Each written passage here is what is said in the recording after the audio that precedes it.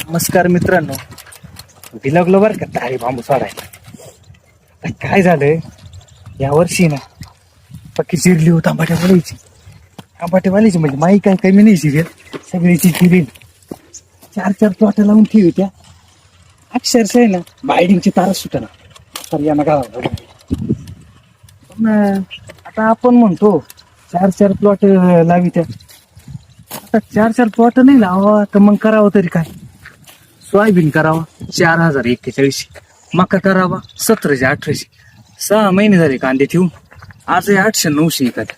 लाल कांदे यायला लागले 400-500 रुपये जाऊ राहिले.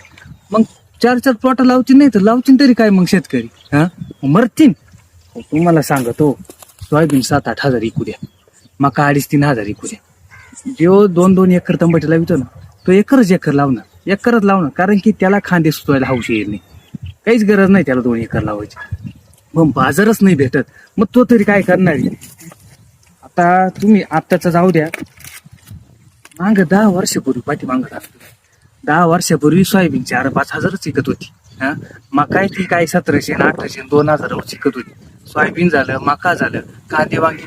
का हो तुम्हाला लय आठवलं सोयाबीन लय बाजारी. हा पेट्रोल डिझेल तेव्हा काय होतं, गोड तेल काय होतं तेव्हा. हा आज गोड तेल काय इकू राहिलं. बरं 4000 सोयाबीन, गोड तेल घ्यायला गेलं का मोकार माग. मग घ्यावं तरी काय आम्ही.